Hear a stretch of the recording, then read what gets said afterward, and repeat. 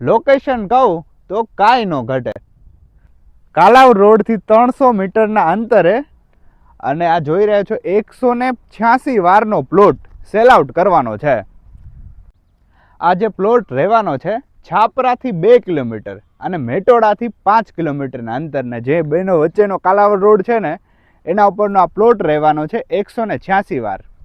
જે સામે રોડ પડી રહ્યો છે 60નો રોડ છે, આ 30નો રોડ છે. આપણો પ્લોટ 60ના રોડ ઉપર રહેવાનો છે.